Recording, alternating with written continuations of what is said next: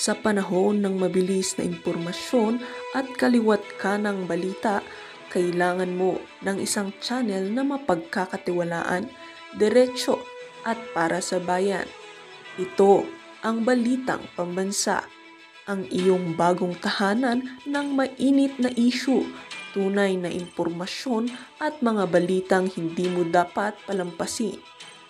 Mula sa mga trending na kaganapan sa social media hanggang sa mga seryosong isyong pambansa, bantay kami sa bawat sulok ng bansa para sa iyo.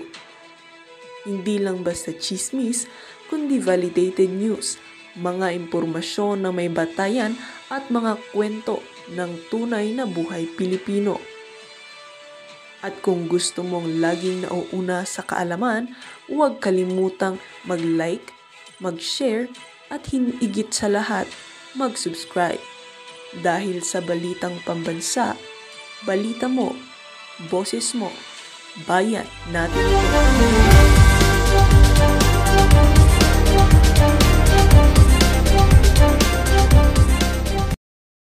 Sus, Ginoo. Nananatiling nakakulong pa rin si dating Pangulong Duterte sa detention facility sa The Hague, Netherlands. Ibinasura na kasi ng ICC ang apela ni Duterte na interim release o pansamantalang kalayaan. At live mula sa The Hague sa Netherlands, nasa frontline ng balitang yan ng ating News 5 anchor Ruth Cabal. Ruth, ano ba naging batayan ng ICC sa kanilang desisyon? Julius, kanina yung nag-e-echo naman doon sa live streaming, yung naging desisyon nga ng Appeals Chamber na mananatili sa detention itong si dating Pangulong Rodrigo Duterte. Bigyan ko lang muna kayo ng ng kwento kung paano tumakbo yung hearing kanina, para lang kasi walang camera doon sa loob, pero nakita niyo naman sa streaming. So nandun kami nakapasok ako doon sa public gallery. Parang nakita ko siguro mga more than 100, parang ang tansya namin ay 140-seater yon. At hindi naman napuno yung gallery, pero nakita natin isa sa mga nandun ang kamag-anak, si Congressman Omar Duterte, yan ang apo ni dating Pangulong Duterte. Tapos tinitignan lang naman din natin kasi nga, just to give you an idea, nasa isang glass, at nasa second floor kami, at nandun sa baba yung mga judges habang binabasa nga itong desisyon. So tahimik, may security doon kasi naalala ko kanina, tinatanong sa atin nila Bok Edlingao na paano kung mag-react yung mga nandun sa gallery. So yung kanina, naging tahimik at lahat ay nakikinig lang dun sa naging desisyon. 10:41, ang schedule kasi niyan ay 10:30. Pero 10:41 na nagsimula itong pagbabasa ng desisyon. At yun na nga yung dinidiscuss natin kanina, ay nireject ng Appeals Chamber itong appeal para nga baliktarin yung pananatili sa detention ng dating Pangulo. Una-una, sinimulan doon sa naging grounds ng defense kung bakit nila inaapela, kung bakit nila ini-insist na dapat bigyan ng interim release itong dating Pangulo. Ang unang sinabi nga dyan ay yung dahil nga daw nagpo-post ng flight risk, at yung pangalawang grounds, at yan, malinaw yung sinabi ng Appeals Chamber na rejected yan dahil hindi naman paulit-ulit dun sa mga desisyon ay sinasabi na the defense has failed to demonstrate na nag-err o nagkamali itong pre-trial chamber 1 doon sa naging decision niya noon nga noong September na sinabing dapat manatili in detention si dating Pangulong Duterte. So basically, lahat ng grounds na nilatag ng defense for their appeal na erroneously failed daw to show that Duterte poses a risk. Yung isa pang sinasabi ng defense na the pre-trial chamber 1 erroneously daw na hindi kinonsider yung state warranties na may may third country na tatanggap doon sa dating Pangulo. At yung third ay sinabi rin ng Appeals Chamber na again, the defense failed to demonstrate na nagkamali doon sa sinasabi ng pre-trial chamber na hindi nila kinonsider yung humanitarian considerations dahil nga doon sa edad ng 80-year-old na dating Pangulo at pati yung kanyang health condition. So inexplain nitong ng pre-trial chamber kung ano yung mga naging grounds. Halimbawa, sinabi nila na nananatili pa rin yung impluensya at yung resources, even financial resources ni Duterte ng dating Pangulo. Ganon din yung isa kasi sa pinuna, yung mga ginamit daw na basihan ay parang itong mga newspaper articles or yung mga publication. At sinabi naman ng Appeals Chamber na nakita nila na pwedeng gamitin at pagbasihan yon doon sa mga statements ng dating Pangulo kung paano niya several times daw na he tried to interfere with an investigation, kaya nananatili nga siyang risk. Binanggit din dito ng appeals chamber na isa nga na hindi na-demonstrate, again, the defense failed to demonstrate na nagkaroon ng error doon nga sa pagtingin sa humanitarian considerations. At sinasabi rin dito na failed to demonstrate na yung mga naging desisyon ng pre-trial chamber 1, na sinabi nila dapat continued detention ni dating Pangulong Duterte, failed to show na unreasonable or irrelevant yung mga naging basihan nung dating desisyon ng pre-trial chamber 1. Kaya ang appeals court ay sinabi na mananatili in detention ang dating Pangulo dahil nga na-satisfy naman yung grounds based dun sa mga Rome Statute kung ano ang dapat maging basihan na mananatili na hawak at under custody at in detention ang isang suspect, Julius. Unanimous bagitin ko na lang din, unanimous yung naging desisyon nitong appeals chamber. 3 lang yung lumabas na judges kanina, pero 5 yung miyembro niyang appeals chamber. At alam ko nandun sa labas sina Congressman Omar Duterte at yung iba pang mga taga-suporta kasi marami rin, may ilan din mga taga-suporta na pumasok doon sa gallery na nakita natin, nakasama natin na nanonood at nakinig ng desisyon. Pero yan muna yung latest mula dito kasi we're not allowed to do interviews or to take videos inside the ICC building. Julius. Ruth, ang ibig sabihin ba nito ay wala ng hadlang para magtuloy-tuloy yung trial ni dating Pangulong Duterte at hindi na sila pwedeng mag-apila ng panibagong appeal sa korte? Yan ang mga sinasabi ng mga legal experts, Julius, na yung kumbaga kung titingnan mo ay final na yung desisyon ng appeals chamber. Pero tandaan natin, magkakaroon pa kasi ng confirmation of charges hearing. So doon pa lang malalaman kung uusad nga at magpapatuloy sa formal trial itong kasong crimes against humanity ng dating Pangulo. So mangyayari pa yan yung hindi pa natutuloy ang confirmation of charges hearing, Julio. Ruth, nagkaroon kanina nasabi mo na kasama mo habang kayo'y nakikinig ng desisyon yung apo ni dating Pangulong Duterte. Nagkaroon ba kayo ng pagkakataon na makapag-usap? Hindi kasi medyo strict sila doon, so parang pagpasok mo doon sa public gallery, may space kasi yung media.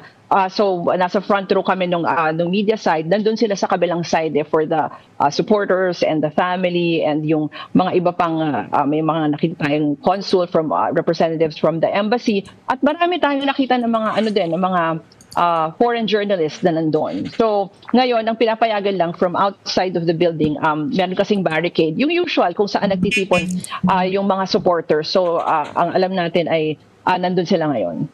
Sa labas ito ng ICC. Okay, so noong habang binabasa at naririnig na yung desisyon, may narinig ka bang reaction? Ano yung scene doon sa loob? Kahit na tahimik, tensyonado ba?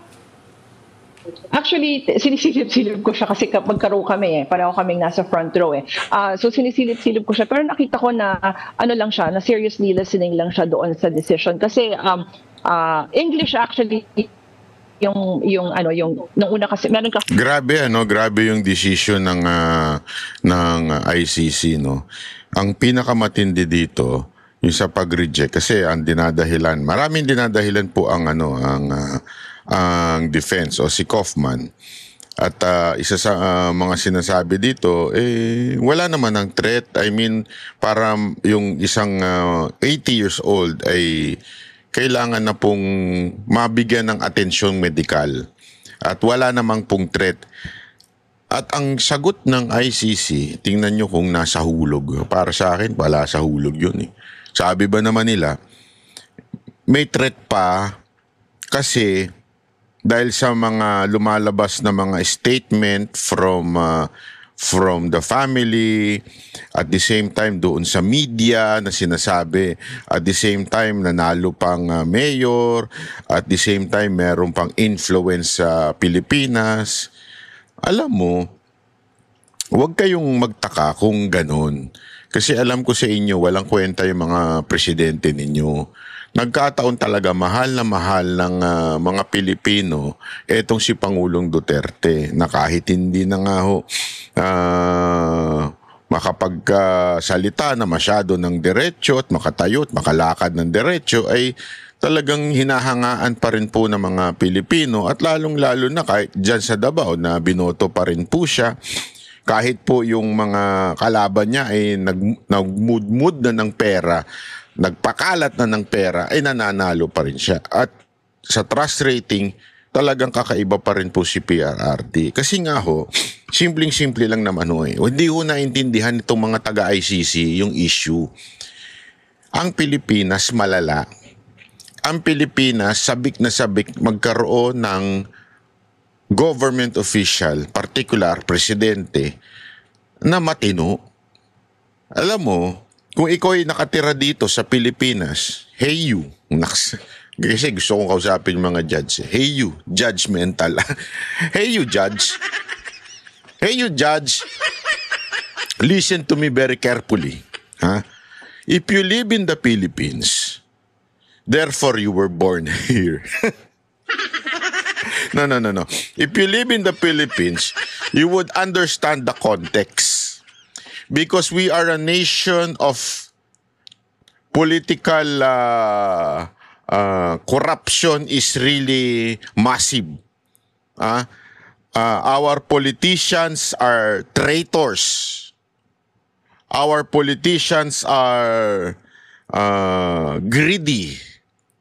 And it is our first time in the history to have a president who risked his life to kill the criminals, to jail the criminals, and to bump. Shit! Banggain! And to oppose the oligarchs. It is first time in our country to have that kind of president. That's why Rodrigo Roa Duterte is a very famous president. Imagine all the people. Iskanta pala yun, shit. Hindi, imagine this nation, since from the very beginning in our history, we are ruled by traitors. We are ruled by greedy people. We were sold to America. So, that's why, when we see... Hindi, tapos na pala. When we saw a good mayor from Davao City, from Mindanao, he was supported nationwide. And majority of Filipinos, that's why you are wondering how come these things are happening still. Tak shit! Huwag kayo magulo. Ina-explain ko nga doon sa judge, malay nyo magbago isip ng mga judge. Magbago isip, sabihin, this crazy sana mabits. Ako magbago sa akin. Ay na, this crazy ano. Sorry naman. Hindi.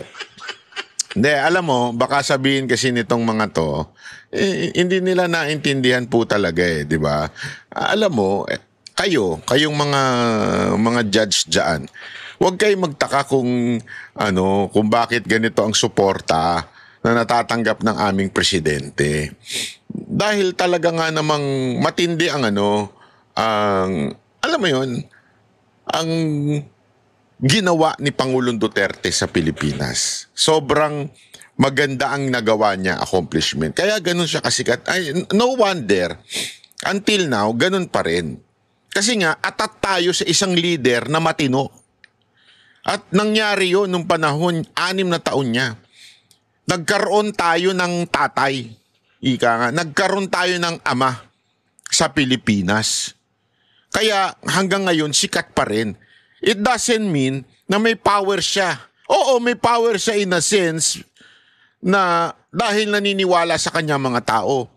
Pero hindi violente para itakas siya, para makapagtago. Paano magtatago yan?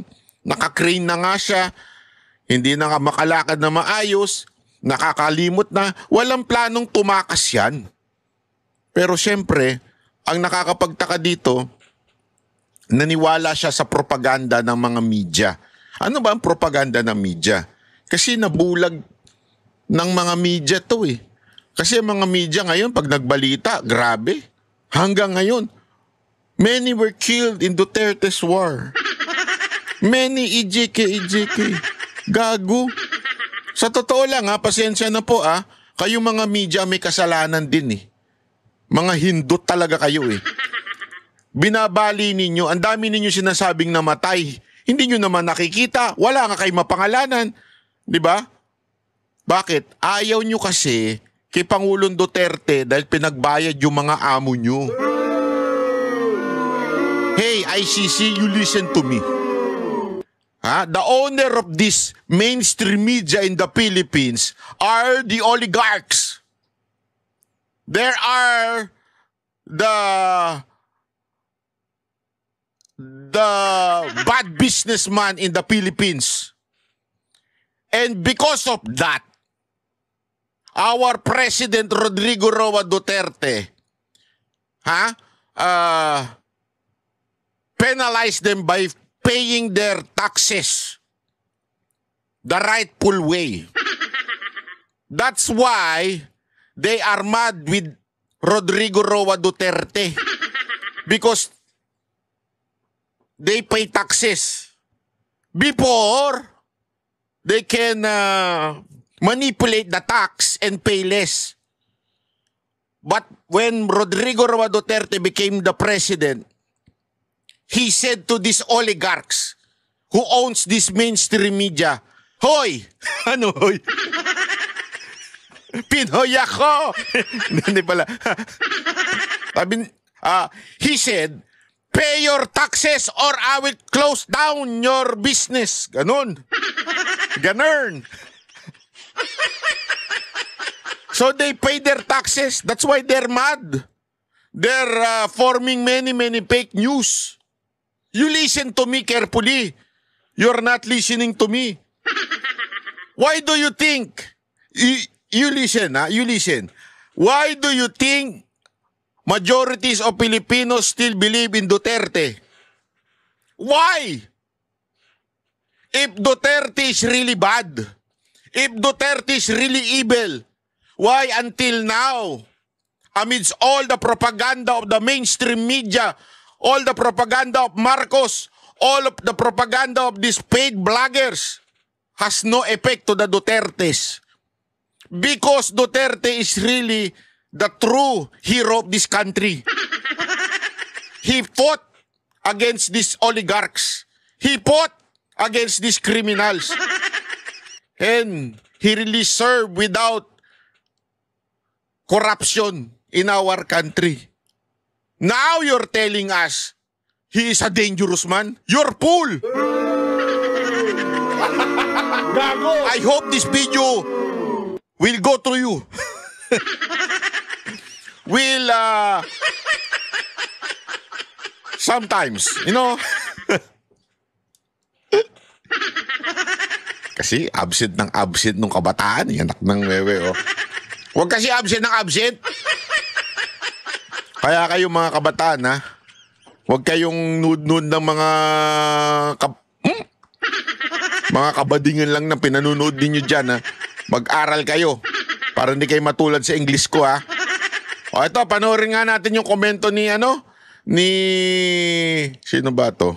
Si Panelo, ito nga isa sa mga idol natin. Pasok! In detention, the ICC Appeals Chamber unanimously denied his request for interim release. The Hague-based court rejected his camp's arguments that he should be freed due to his advanced age and alleged declining health. What's next for Mr. Duterte? Let's get on point with his former chief presidential legal counsel, Attorney Salvador Panelo. Attorney Panelo, good to see you again. Welcome to the show. Thank you so much for your time. Were you surprised with the decision of the Appeals Chamber of the ICC? No. I'm just saying this is a foregone conclusion. In the first place, they forced themselves into this country without jurisdiction. So alam mo na kung ano mangyayari. Plus the cooperation of this government, talagang tuloy-tuloy. But did you look into the points raised by the defense and, of course, also the prosecution regarding the interim release? Maybe it's good that let's look into them one by one. So, accordingly, yung sabi po ng prosecution, wag ibigay yung interim release. One, because his detention remained necessary. Kailangan siyang manatili doon. Number two, that the conditions proposed for release not sufficient to mitigate risks. Yun po yung second point nung prosecutor. And the third was also rejected that he should be released on humanitarian grounds. So those were their points. Number one, why is it necessary according to them? Why is it necessary? Ano ba sabi nila? Bakit necessary? May reason ba sila not necessary? The influence that he has still, and in fact that was also said and announced earlier by the appeals chamber. Maraming gusto nang sinasabi na I heard it, I read parts of it I read it and I heard parts of it because we were also going on air. Ang sabi po nila, Attorney Salis, that often they said that him being a former president, still having authority and having won as mayor, yun narinig ko yun maybe twice or 3 times para kung nakasama pa sa kanya. He was former president, and at the time that he was president, all these accusations had surfaced then, and the witnesses were there, and he didn't lift a finger at all against all of them. So where's the risk? Oh, that's a good point, ha? Hindi, tama naman eh. Sa lahat na nag-post, lahat ng fake news, wala naman eh. He was the president, wala naman po siyang pinakulong, pinapatay. Hindi nga katulad ngayon eh. Lahat ng oposisyon, tinatakot, kinakasuhan, yung magsasalita pa yung sekretary na kesyo, si Dizon yan. Narinig yung si PRRD ng ganun? Oo, matapang si PRRD, pero ang kanyang tinatakot lang, mga kriminal. Mga oposisyon, wala. Itong gobyerno natin ngayon, walang tinakot na kriminal. Sinabi pa nga, ang mga nagdadrugs siya mga yan kasi kailangan sa trabaho. Ano tinakot nila ngayon? Yung mga nagpaparesign kay Marcos, yun ang tinakot nila. Baligtad eh. Kaya napaka-demonyo ng gobyernong to. Yung mga risks that possibly would have come out would be interference, etc. No? So let's look at... How can he interfere? Diba? Unang-una, sabi nila, baka may network kasi of influence. What do you say to that? That network of influence? Malabo nga yun. Kasi kung nung actual president siya, hindi niya ginamit yung influence siya at yung power, bakit ngayon na wala siya, gagamitin niya? Walang logic. Tapos yung sinasabi nila yung baka mag-escape, may risk. The man is 80 years old. He cannot even maintain balance. We know that he has plenty of sakit. Paano tatakas? I'm sure kung siyang masusunod, pag na-release siya, gusto niya na lang sa ospital diretso. Ilang gusto niya. If we were to, I mean, you're obviously very vocal, no, about this justification on the former president, but that's not what obviously the appeals chamber saw. Hindi ho ba? Kaya ni-reject yung kanyang interim release. They will always be seeing the negative side on this issue precisely because at the very inception, ang tawag doon sa basketball, forcing through Wala ka nang jurisdiction, kaya mo pinilit pumunta rito Talagang target mo si Duterte, walang iba. At nag-participate po itong gobyerno natin, talagang tuloy-tuloy na yan. Kahit anong sabihin mo, ever since sinasabi ko, wala na yan. So from the very beginning, alam niyo na the interim release was a no-go? Kasi nga, yung jurisdiction lang, may problema ka lang sa jurisdiction. Yeah, but that was already decided upon. Ang problema, kasi I was my unsolicited advice to the defense lawyers. Kasi napansin ko, ang sinasabi ng chamber, di ba, ang ni-raise nila is yung ginawa mong, parang kini-request mo yung jurisdiction, ang ground mo lang is that we withdrew and nag-umpisa kayo ng investigation 2 years after. Yun lang, nilimit nila doon. And I said, dagdagan nyo pa. Number one, Anong dapat idagdag? dapat ang one jurisdiction mo, number one is yung ground for jurisdiction. The Rome Statute never took effect in this country because of the constitutional requirement of publication. That's in the one. official gazette. Oh. May ruling ng Supreme Court doon yung sa Tavera case. Sinabi na yun, pag hindi mo pinpublish yan, walang epekto yan. Number two, ang sabi ko, dapat dinagdag nyo na yung pinagpipilitan na, kasi sabi nila, hindi, you're still under obligation sa amin kasi we started the investigation. They're referring The to the preliminary examination. I've been saying all... It's called preliminary examination. Matagal ko nang sinasabi, yung preliminary examination cannot be part of preliminary investigation. You know why? It doesn't discuss the case. What it determined at the time was whether or not the principle of complementarity applies. Because all the states, members of the Rome Statute, hindi sila pwedeng pumasok unless, one, wala silang Kasapi ka. kakayahan. No capability. At kung may capability naman, they're not doing it kasi sila yung mga guilty. That's the only time, yun ang dinidetermine nila. In fact, I remember the Solicitor General at the time, nilalabanan nila, excuse me, we have a robust, di ba sila robust legal system. We have, Pinky, we have prosecuted thousands, we jailed thousands. Ano pa bang prueba na may capacity tayo? Number two, may sinipa tayong presidente, in-exile natin. Number three, 2 presidente pinakulong natin. Ang libo-libo nakakulong. Paano mo sasabihin wala tayong kakayahan? Doon lang, only on that basis alone, wala na jurisdiction. Kaya dapat ako, sinama niyo yun. Bakit hindi sinama?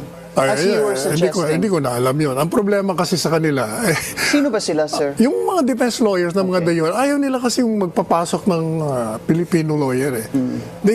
They were relying principally on the former president. Sila na nga nagsasabi may cognitive decline. So kung ano mga tatanong nila, baka nakalimutan na nung mama. Is it also possible that the arguments that you raised to them may seem weak? Ay, anong weak? Napakalakas nga. To them, I said, may seem Hindi weak. mo pwede. You have to follow. Kasi yung domestic law prevails over international law. Yan ang pinaka-importante ron. You cannot interfere in the jurisdiction of a country unless that country... Alam mo, may point din ito talaga si Panelo, no? Medyo sana nga magkaroon ng advisor itong si Kaufman na alam ang konteksto sa Pilipinas. Kasi actually maraming ako nababasa na medyo nagagalit o naiinis kay Kaufman. Parang ganon. Although, again, I think bago kahit sino pang abogadong ilagay mo dyan, ay mukhang masasabi nating luto na yung kaso. Kasi una-una nakipagkuntsabahan Nakipagkuntsabahan ang ICC at etong si Marcos. Kung gusto nyo malaman ng buong istorya niyan, may live si si Sas Roganda. Sorry, hindi ko nakalimutan ko na. Basta, si Sas, meron siyang live dyan. At sinasabi nga niya, may letter na sinulat ang ating gobyerno sa ICC. May confidential letter. Tapos, tsaka daw doon in-issue yung warrant. So, para bagang may ni-request, parang gano'n na sinasabi ni Sas. Parang merong confidential na ni-request. Ibig sabihin, nagkuntsabahan yung dalawa. So, mukhang luto na ho itong pangyayari na ito na maaaring kahit palitan pa si Kaufman, baka wala ring epekto. Although maganda yung suggestion ni Panelo na sana kumuha ng advisor na sa local. Especially ako, suggestion ko it's either Panelo o si Roque, di ba? Kasi mas naiintindihan ng konteksto ng Pilipinas at mas naiintindihan siguro yung kalalagayan, yung naging parte kasi ng administrasyon ni Pangulong Duterte. Allows you. And this is a particular case where they allow. Pero may kondisyon. Papasok kayo sa amin kasi wala kaming kakayahan. or may kakayaman kami, mga siraulo yung mga nandun, kaya hindi ipoprosecute. That's the only time eh. Kasi, if we will agree with their theory,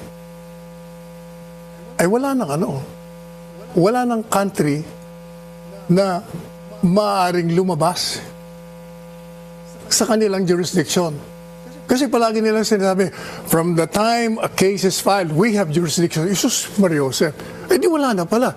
Absolute na pala. Kasi kahit anong sabi mong wala kayong jurisdiction on this ground, hindi na pwede. Kasi, hindi, nag-file.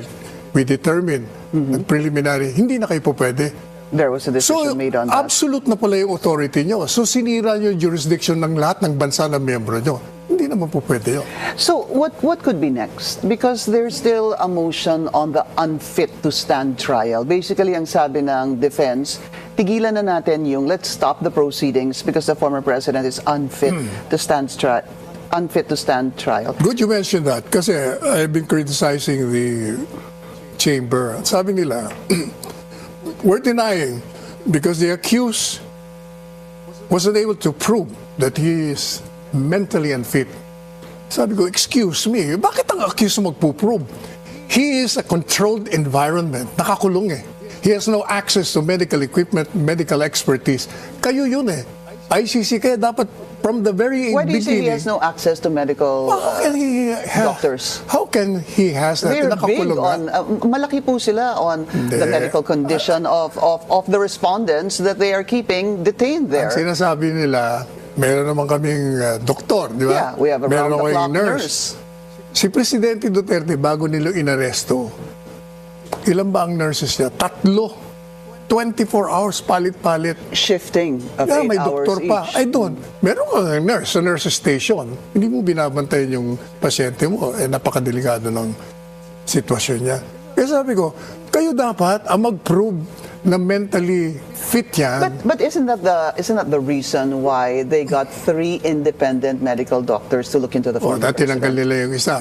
Dalawa na po yung tinanggal nila. But They that took out one, pinalitan, and then yung pinalit ata. Yes, but that came pinalitan later after they've been criticized severely yung kanilang ginawa na bakit yung accused ang pinapaprove mo na unfit siya? Kayo dapat yung from the very start. Nung dinitain nyo pa lang yan, dapat in-examine nyo na yan. But they did. They did examine him, right? Pero kung totoo yun, bakit nagpapa-examine na naman silang panibago? Sige nga. Because of the motion of Attorney Kaufman that he is unfit to stand trial. That came from the defense. That did not come from the prosecution. Kung in-examine mo na yan, kahit ka pa mag-file ng motion, kung ako ang judge, excuse me, in-examine na namin yan. He's mentally fit. The fact alone na you allowed yourself to grant such motion, you're admitting na hindi mo in-examine nun. Well,